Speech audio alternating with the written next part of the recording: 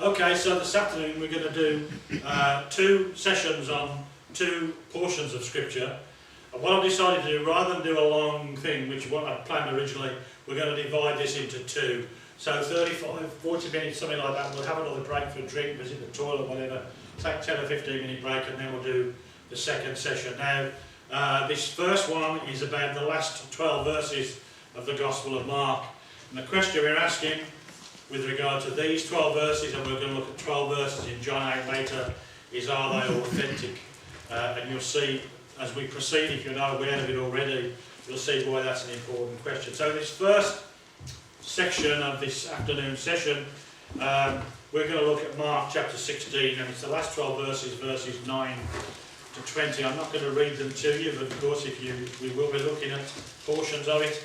If you want to look at that in your Bible, you'll understand what we're talking about. So in the session this morning, we concentrated on the theory of Westcott and Hort. We spent some time discussing their 2 favourite idolised manuscripts, Codex Vaticanus, also called Codex B, and Codex Sinaiticus, also called Aleph. Now we didn't look, as I mentioned this morning, in detail at the consequences in the English Bible of adopting those manuscripts. But that information is given in the handout you should have of Jack Moorman's book. And again, if you want another one, if you've lost the one you had last year, I've got plenty here. In this section then, we're going to look at 2 significant passages which modern Bibles and their translators claim to be spurious additions to the Holy Scriptures. We're going to examine the last 12 verses of Mark and 12 verses from John 8. I'm going to take them one at a time, as I say, with a break in between. I'm going to follow the same procedure for both passages. And this morning I was quoting frequently from Dean Bergen's book, The Revision Revised. And in this session, his first session, I shall be relying heavily upon his masterpiece, the last 12 verses of Mark. And this latter book of Bergen's, the last 12 verses of Mark, was published in 1871, 10 years before Westcott and Hort produced their new Bible, and they practically ignored it. Frederick Scrivener, who was I mentioned this morning, a very scholarly contemporary of Bergen's, had this to say about Bergen's work on the last 12 verses of Mark. Dean Bergen's brilliant monograph, The Last 12 Verses of the Gospel, according to St. Mark, vindicated against recent objections and established, that's the title, has thrown a stream of light upon the controversy, nor does the joyous tone of his book misbecome one who is conscious of having triumphantly maintained a cause which is very precious to him. We may fairly say that his conclusions have in no essential point been shaken by the elaborate and very able counterplea of Dr. Hort. Now I would imagine that Bergen wouldn't have used the expression very able.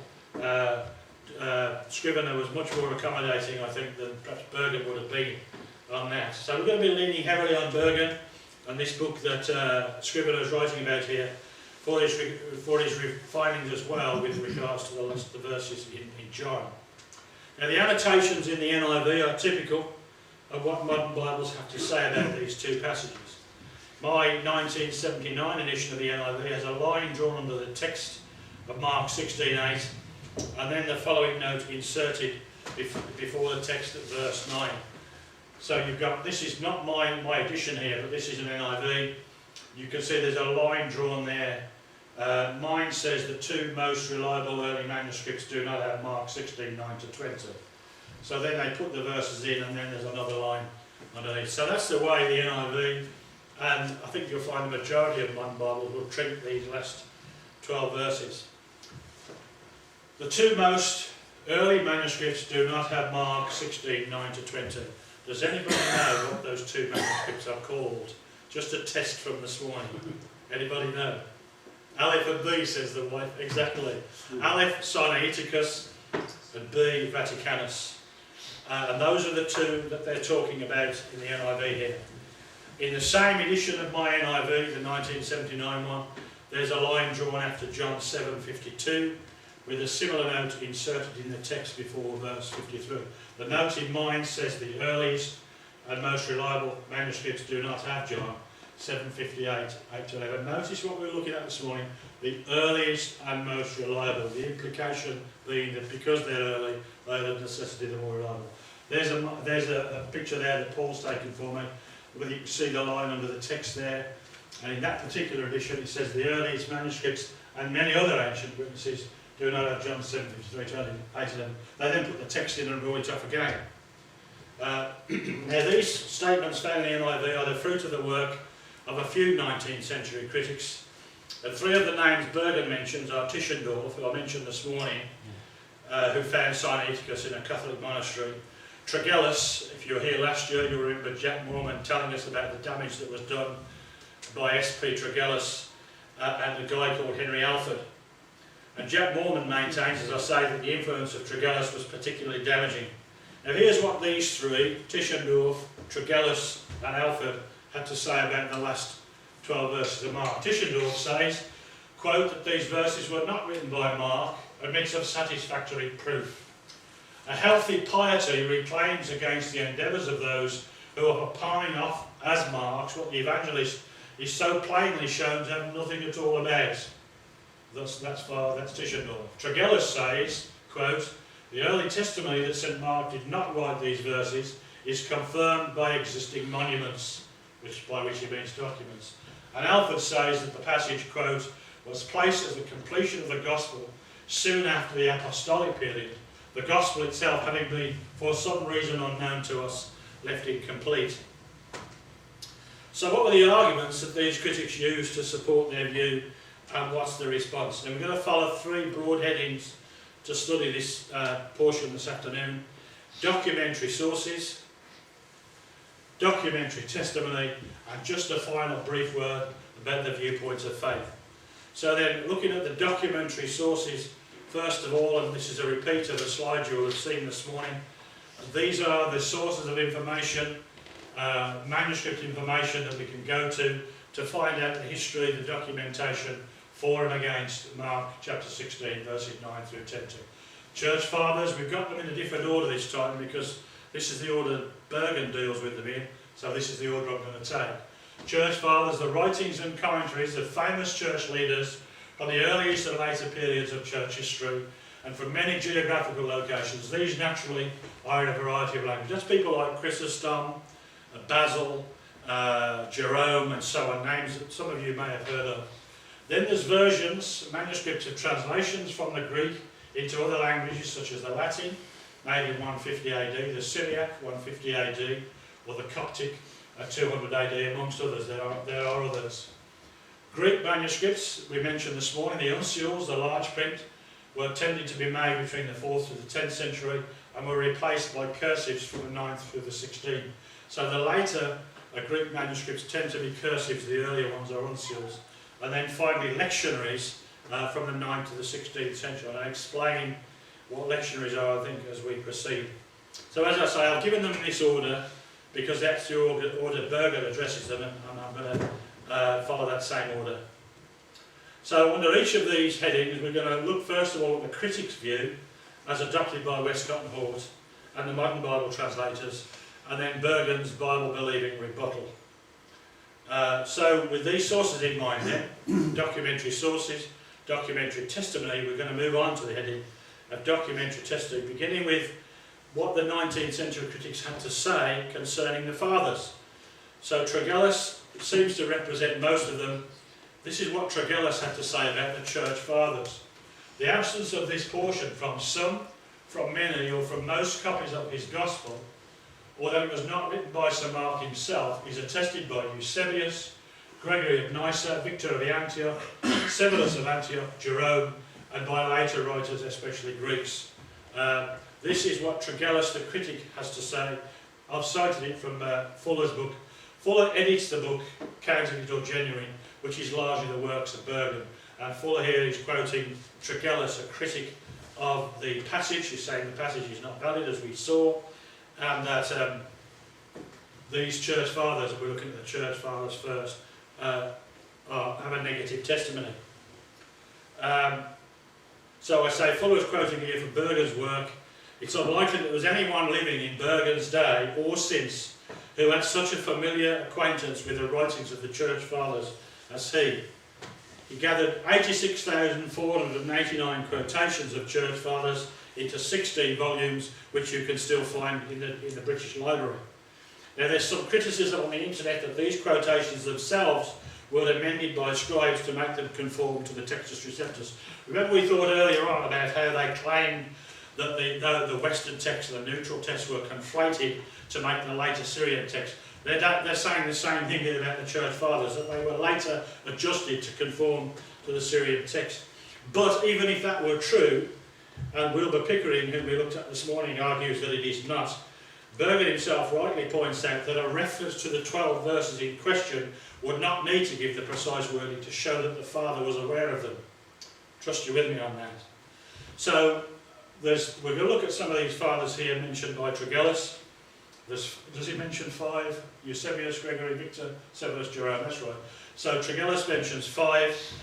Others add a guy called Euthymius, great name, Euthymius Zigidinus. Sounds like a kind of toothpaste, but he was one of the fathers who mentions it. And another one called Hesychius of Jerusalem. And Bergen deals with all of these fathers and their so-called adverse testimony at length. And of course, of necessity today, I must try and condense his rebuttal without abbreviating it so much that you don't follow the argument. So after citing the critics and the fathers they appeal to, Bergen says this: why, there is not one of them who says so, while some of them say the direct reverse. The first hostile witness named by the critics is Eusebius, you remember. And what Eusebius actually said was that regarding the last 12 verses, some would say the words following verse 9 might be dispensed with, but others would not dare to reject them. If these quotations be the only ones of Eusebius on this particular passage, then evidently he has offered no opinion of his own regarding their authenticity. Eusebius states that at the words "for they were afraid," the words "for they were afraid" were the last few words of verse 8. So the modern Bibles rule it off after those words "for they were afraid." Aleph and B cut it off at those words "for they were afraid," and the 12 verses that follow are omitted. So Eusebius states that at the words "for they were afraid," in almost all copies of the Gospel of Mark, the end has been circumscribed. Now this is taken by the critics to mean the end of Mark's Gospel, but Bergen, as we shall see later, gives a good case for a different meaning altogether. But we'll address that when we deal later on with the lectionaries. Next, Jerome is cited. We saw Jerome cited by Tregellus as a hostile witness to the last 12 verses of Mark. Bergen writes regarding Jerome, on the contrary, proof is at hand that Jerome held these verses to be genuine.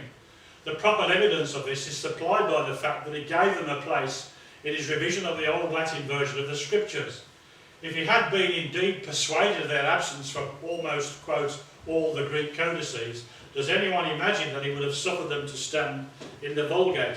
I might repeat this as we go, but I need to just throw this in. We mentioned when we were looking at the list of the versions there, the Old Latin. That was made about 150 AD. Jerome was asked by the Pope to revise the Old Latin about 380 AD, and that's referred to as the Vulgate. So what Bergen is saying here is Jerome took the Old Latin and using those Old Latin manuscripts, he left the 12 verses in the Vulgate. So they're not only in the Old Latin, they're in the Vulgate. So how can Jerome be an opposing witness? Another father listed as hostile by the critics, which we saw to the last 12 verses of Mark, is a man called Victor of Antioch. Now, Victor of Antioch quotes his predecessors and even plagiarises, that is to say, he copies verbatim without giving credit to the former author. And Bergen says that was common in those days.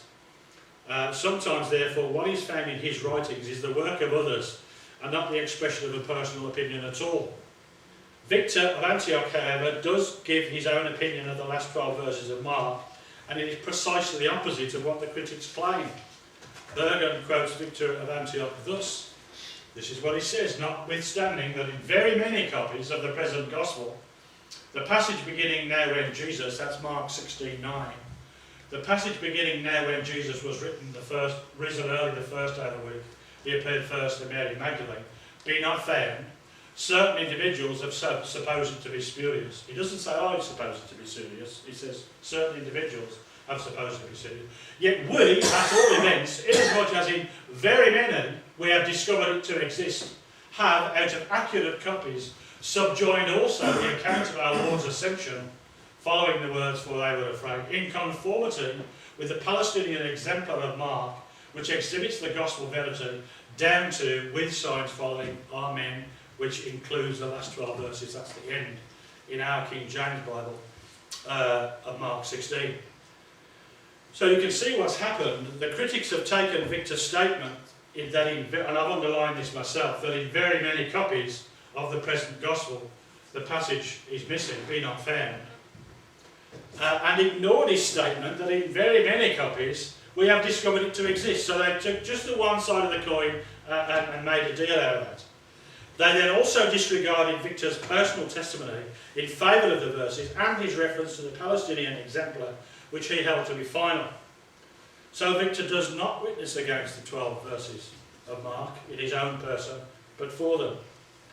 The critics also claim that three fathers by the name of Gregory of Nyssa, Severus of Antioch, and Hesychius of Jerusalem also pronounce a hostile verdict upon these verses. Bergen expresses surprise at the critics' ignorance of the fact that Gregory of Nyssa merely quotes Hesychius verbatim, as does Severus. Bergen writes this: "In short, here are three claimants for one and the same homily. To whichever of these three we assign it, who will not admit that no further mention must be made of the other two? The memorable passage which begins, in the more accurate copies, the Gospel according to Mark has it end at 'for they were afraid,' is found in a homily which was probably written by Hesychius, presbyter of Jerusalem, a writer of the 6th century. So he's saying that the critics are citing three people, but the words are exactly the same, and clearly Hesychius was the author, not the other two. But they say there's three, you see. And I believe that Bergen demonstrates that the critics' appeal to certain church fathers as hostile to Mark 16:9 to 20, therefore, is without foundation and is simply a skewed and biased view, to say no more, of the facts. On the positive side, Bergen gives the following church fathers. Note also that the dates given for their works are contemporary with the dates of B and Aleph.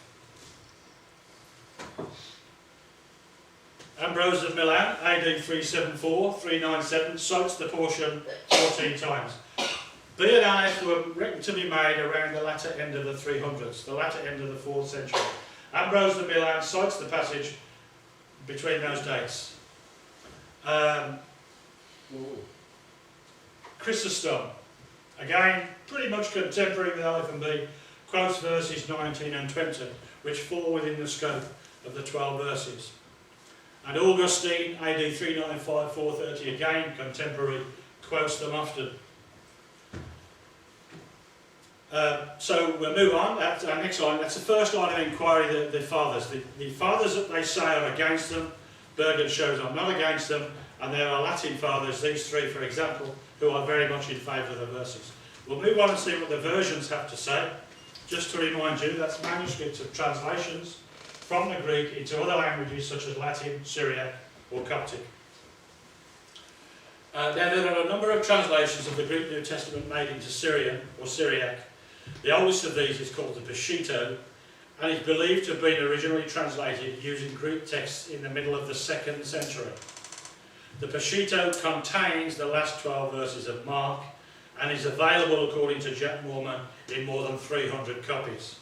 The copies themselves are not 2nd century, but the text, everybody seems to be agreed that the text from which those copies are made is a 2nd century text.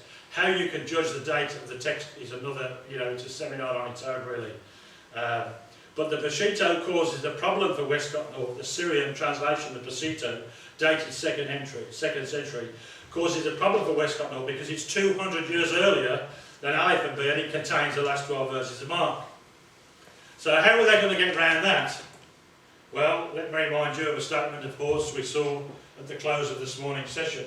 The growing diversity and confusion of Greek texts led to an authoritative revision at Antioch, which too was then taken as a standard for a similar authoritative revision of the Syriac text, and 3 was itself at a later time subjected to a second authoritative revision, this final process having been apparently completed by AD 350 or thereabouts.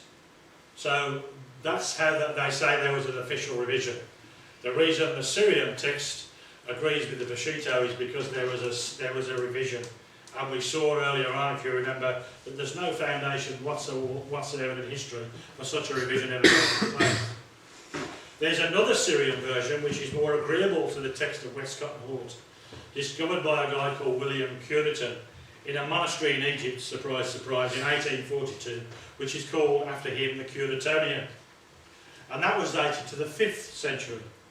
Now Hort's job, as he saw it I imagine, was to change those dates over, to make the Peshitta late and to make the Curetonian early, because the Peshitta had got the 12 verses in. So this was the view as well, that the Peshitta was later, the Curetonian was the old Syriac. This was the view taken by the late Bruce Metzger, the leading opponent of the Textus Receptus. And we saw this morning that this notion of official revision has no historical foundation and was invented by Hort. Nevertheless, as far as the last 12 verses of Mark are concerned, it makes no difference because the Curetonian also has the last 12 verses of Mark in. There may be disputes between what those two manuscripts say, those two versions say in other places, but as far as Mark 16:9 through 20 is concerned, both the Curetonian and the Peshitta have the verses in. There's another version's witness found in the Latin manuscripts. The principal translations into Latin are called the Vetus Itala, or the Old Latin, and the Vulgate, which I mentioned a moment ago, Jerome's work. The Vetus Itala, the Old Latin, is reckoned to have been made in Africa in the 2nd century. The Vulgate was made more than 200 years later by Jerome in around 380 AD at the request of the Pope. Bergen says that both the Old Latin and the Vulgate witness to the authenticity of the last 12 verses of Mark. The testimony of the Old Latin is important again, like the Peshitta, because it's fully 200 years older than Aleph and B, and it contains the disputed passage. Another ancient version or translation is the Gothic. Jack Moorman has this to say about the Gothic. The Gothic version was translated from Greek in the mid-4th century. That's about the time of Aleph and B, by Ulfilas, the missionary to the Goths. The few remaining manuscripts bear strong witness through the traditional text, despite their influence from the Latin. So again, the Gothic, a translation made around 350 AD, contemporary with Aleph and B, and this Gothic version contains the last 12 verses of Mark.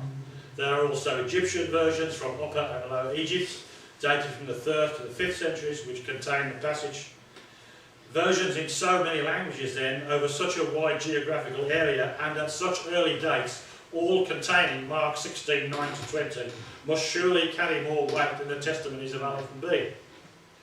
So we've looked at fathers, we've looked at versions, so with Bergen's help, we'll look at the Greek manuscripts.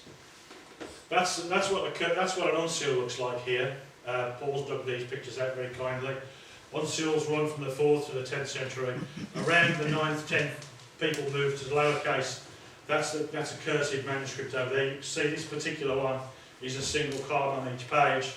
But that's what the uncials look like. You'll see there's no spaces between the letters.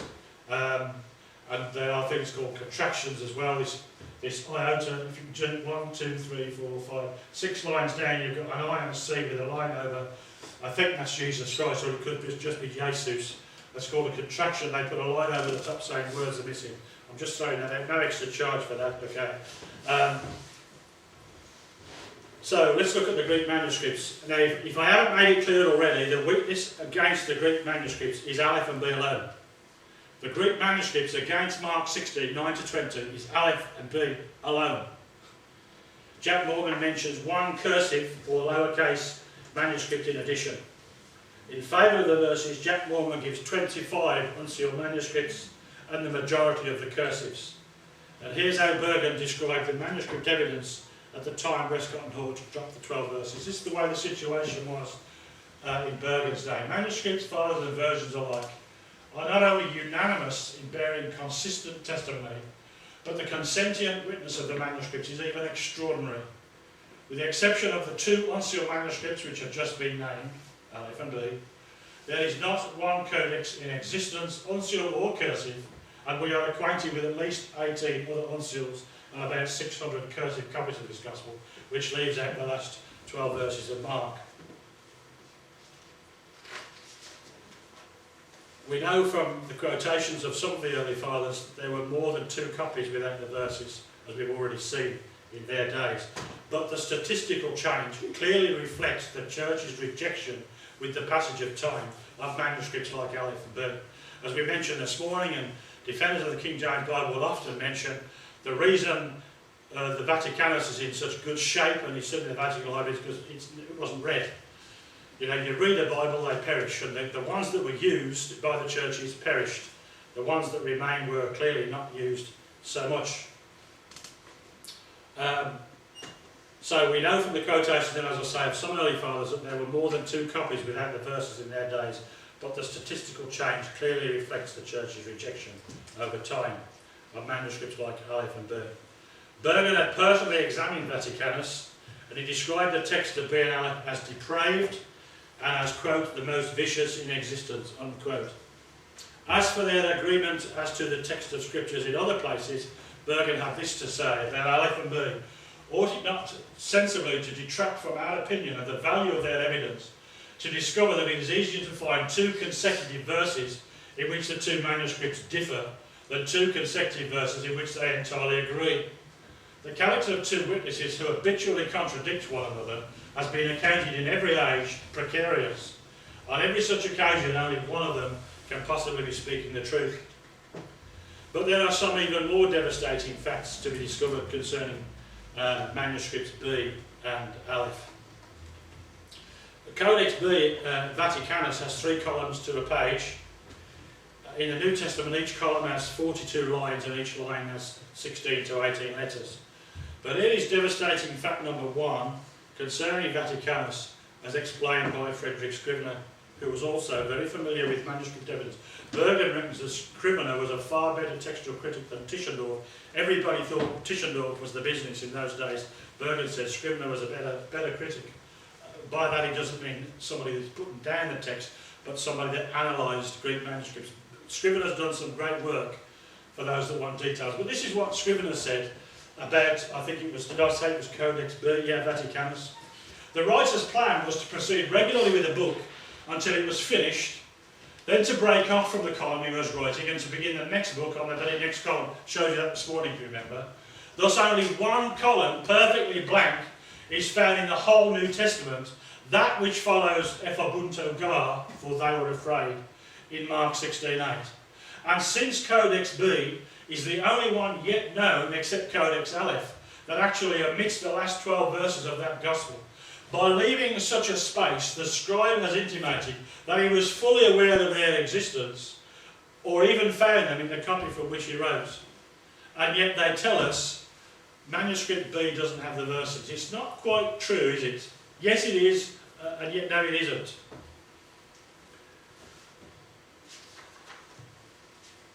Let me just show you what Codex B looks like at the end of Mark's Gospel. You can see that very well. We've got a column of text here. We've got another 3/4 of a column there. Can you see that at the back? Click. What am I going to do, bro? I think you've got to click it. Click it.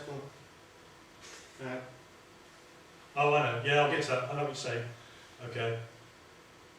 There's a blank space. Codex B should have 3 columns. The end of Mark 16, there's a blank column. It's the only blank column in the entire New Testament. The blank has been left there for a purpose. Bergen makes his typically trenchant comment upon this. He says, the scribe has left in this place one column entirely vacant. It is the only vacant column in the whole manuscript. A blank space abundantly sufficient to contain the 12 verses which he nevertheless withheld. Why did he leave that column vacant? What could have induced the scribe on this solitary occasion to depart from his established rule? The phenomenon admits of only one interpretation. The older manuscript from which Codex B was copied must have infallibly contained the 12 verses in dispute. The copyist was instructed to leave them out, and he obeyed. But he prudently left a blank space. Never was blank more intelligible, never was silence more eloquent. Don't you just love this stuff? How does the statement look now in the NIV in the light of this? The 2 most early manuscripts do not have Mark 16, 19, 20. Well, it's true, sort of, but it isn't really presenting the case very clearly at all, is it? before we look briefly, and we're coming to an end of this first session, we've done this pretty quickly. Before we come to the end, how does the that's the NIV statement. So it's clearly not quite true. At best, it's not quite true. There's a very important and interesting testimony of what we call lectionaries, which is what we're going to come to finally. And it seems that Bergen uncovered some very important facts about the lectionaries that the critics had missed. Lectionaries are service books which were used from the earliest times in the churches. We know that Israel was commanded by the Lord to remember certain feast days, such as Passover, Tabernacles, Pentecost, and so forth. And it was in consequence the practice in the synagogues to read certain portions of the Old Testament on those feast days. Now, this was still the practice during the earthly ministry of the Lord Jesus. This practice of reading certain scriptures on certain days was also followed by the early church and continued for centuries, and of course is still the practice in many Church of England churches today. Sometimes separate books were made with the service days and the readings only, namely lectionaries. And sometimes actual copies of the Greek scriptures were marked in the margin where the daily readings for the special festivals were to be read, where they were to begin and where they to end. And Bergen illustrates that one of the unintentional causes of the corruption of Greek manuscripts was the practice of marking Greek text with the lectionary. He gives an example of such corruption of the text, the omission from some manuscripts of the account of Jesus' agony and bloody sweat in Gethsemane recorded in Luke 22, 43, 44. Those verses talk about his sweating blood in the garden. And Westcott North cast doubt upon these two verses, and consequently my 1979 NIV has the following footnote at Luke 22, 43 and 44. Some early manuscripts do not have verses 43 and 44. Bergen had this to say about these two verses 10 years before the Westcott North Revised Version was published. He says this: now, an evangelisterium is a lectionary of the Gospels. Now, in every known evangelisterium, the two verses here omitted by Codex B, this is concerning the anger of the bloody sweat in the garden. The two verses omitted here by Codex B follow Matthew 26:39. So they've been moved for the reading and are read as a regular part of the lesson for the Thursday in Holy Week. Of course, they're also omitted in the same evangelisteria from the lesson for Tuesday after Sexagesima, when Luke 22:39 to 23:1 used to be read. So the two missing verses fall in the reading for the Tuesday after Sexagesima, but because they were read in Holy Week immediately after 26:39, they're missing from the second reading. So it's very likely that the problem has come because of the lectionary practice. And I think the omission from its reading in Luke in the lectionaries might be the cause why it's been omitted from some Greek manuscripts. In the margin of sometimes the copies of the Gospels would appear the word arche, which means begin, and telos, which means end.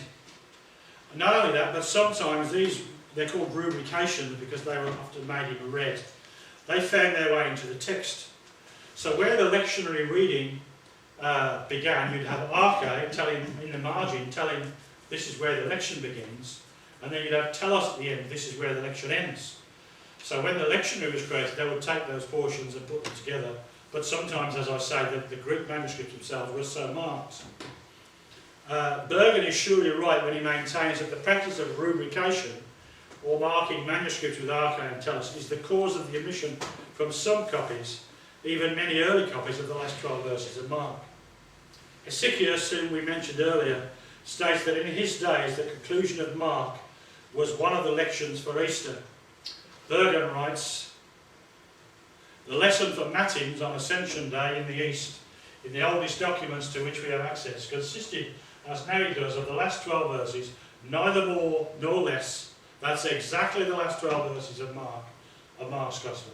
Bergen says they were a lectionary reading for Matins on the Ascension Day. This leads to another strong testimony that the exclusion of these verses was due to the lectionaries. Bergen again. What if Totelos, the end, occurring at Mark 16:8, which is the end of the previous reading, okay, it comes after Mark 16:8, the reading before. What if telos, occurring in St. Mark 16:8, which is the end of the church lesson for the second Sunday after Easter, should have unhappily suggested to some copyists the notion that the entire Gospel according to St. Mark came to an end at verse 8?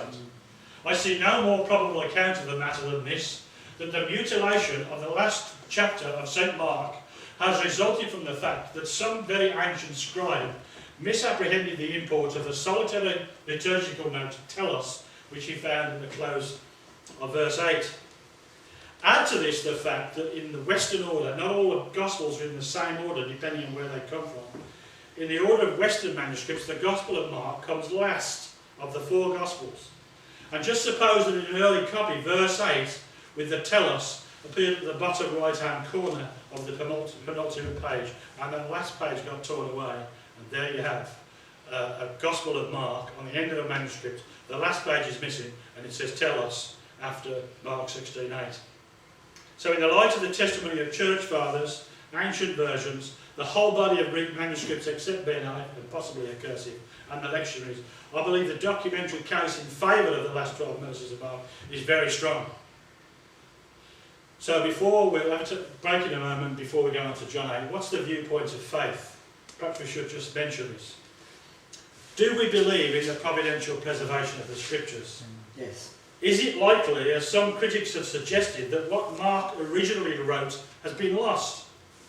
An infidel might say so, but such is bad language for one who professes Christ. The Bible says that the Lord preserved David whithersoever he went, and that the hairs on the believer's head are all numbered. Is it conceivable that God should exercise such care over David and of us and not be exceedingly watchful over his words? Remember the warning, Revelation 22 is in verses 18 or 19. If any man add to these words, the curses shall be added. If any man take away from these words, the curses shall be added. So that implies, as I said at the seminar last year, God knows where the words are missing, and where the words are added, he knows who's done it. That's the viewpoint of faith. So I think there's a good case, made largely thanks to Bergen, for the authenticity of the last 12 verses of Mark. So we'll take a break again for a little while, visit the toilet, have a drink, whatever, and we'll come back. Shall we say, what time is it? Shall we say